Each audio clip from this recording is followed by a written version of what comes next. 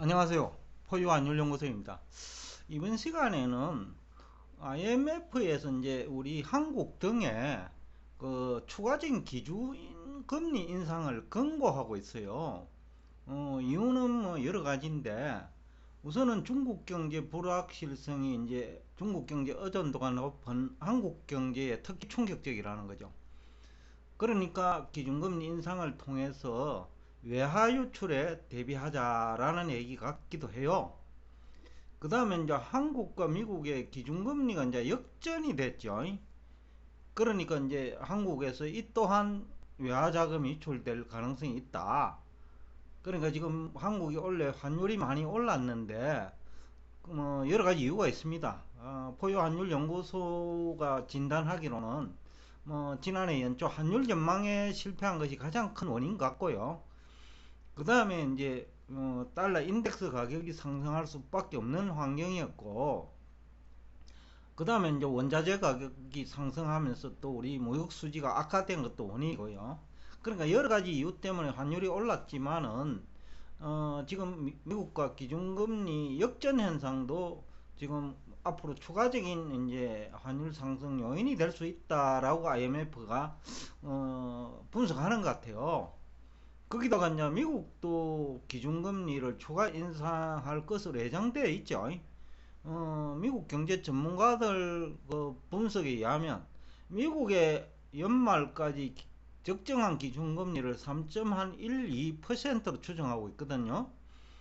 이 경우 이제 한국은 추가적인 환율 상승이 없더라도 미국과 이제 키재기를 하면 한국이 조금 높아야 된다고 보는 거죠. 그러니까 한국은 미국이 3.1%까지 올라가면 한국은 3.4%까지 가야 적정하다고 보는 거예요. 그럼 지금보다 약 한 1.4% 정도 더 올려야 되죠. 그런데 이제 이게 간단치는 않는데, 문제는 이제 또 원화 가치가 뭐 그동안 하락을 많이 했죠.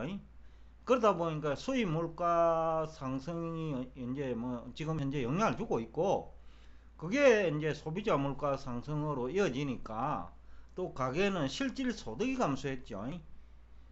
그래서 이제 여러 가지 이유 때문에 뭐 한국도 기준금리를 추가적으로 인상을 해야 그 더 큰 위험에서 빠져나올 수 있다라고 보는가 봐요. 참고로 최근에 이제 아르헨티나는 기준금리가 60%예요. 2018년인지 9년으로 기억되는데 IMF 구조금융을 받으면서 그 물가 상승률보다는 기준금리가 높아야 된다라는 그 전제 조건을 달았는가 봐요. 그러니까 원래 아르헨티나 이제 물가 상승률이 높으니까 기준금리도 뭐 60%까지 올려야 된다. 그러니까 물가 상승률이 60% 이상이라는 얘기죠.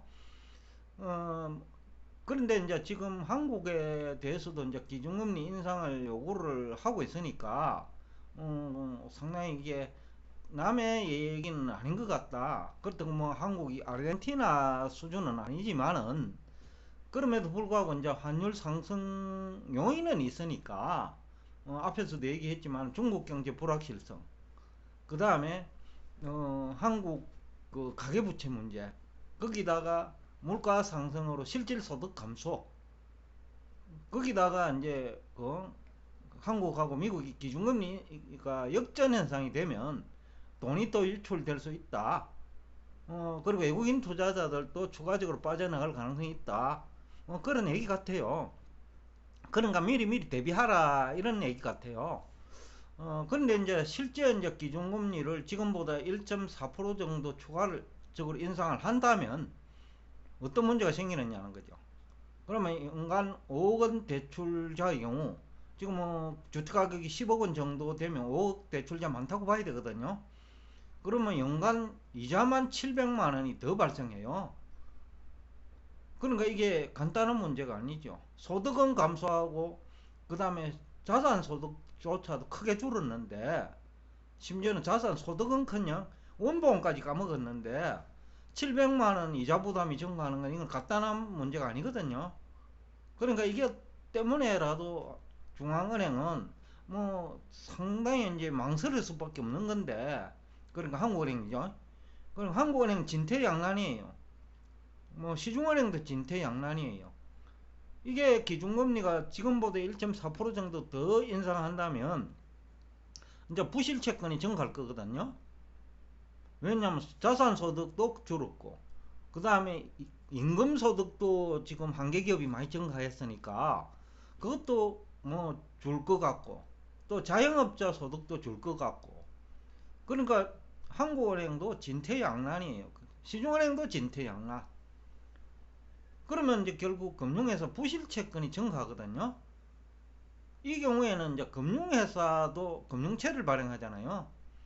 그러면 이제 금융회사 자금 조달 금리가 상승하고 그러면 결국 또 대출금리 또 올라가요. 그러니까 기준금리 1.4%만 오르는 게 아니라는 얘기예요. 그러니까 연말 경에는 주택담보대출금리가 8%를 넘어설 수 있다라는 거죠. 그래서 이게 문제라는 거죠. 그래서 이제 뭐 진퇴양난이기는 한데 그렇다고 기준금리 인상 안 한다고 그러면 이게 뭐 시장금리는 안 오를 거냐? 그건 또 아니거든요.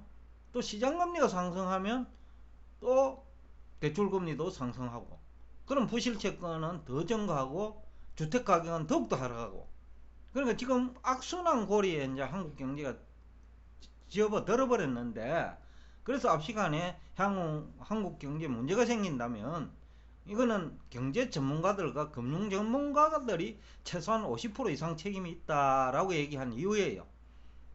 그러니까 주식시장에 돈 다 까버리고 가상자산 시장에 돈 다 터져버리고 뭐 중국 주식, 한국 주식, 미국 주식 다 희생돼 버렸으니까 그러니까 뭐 신용도가 떨어질 수밖에 없는 거죠. 또 그러면 소비가 안 되고요. 소비가 안 되면 기업이 어렵지요. 그러니까 기업은 또 주가 하락 압력에 직면하고 그리고 자금 조달 금리 올라가고 앞에서도 얘기했지만 기업은 신용도가 떨어지면 금리가 기준금리처럼 올라가는 거 아니에요. 한꺼번에 5% 7% 올라가 버리거든요. 그러니까 기업들이 그런 기업이 많다라는 거거든요. 문제가 그 있는 거예요. 그래서 이그 IMF는 뭐 기준금리 인상을 요구하지만은 한국 경제가 당면한 현실은 굉장히 간단한 문제는 아니다.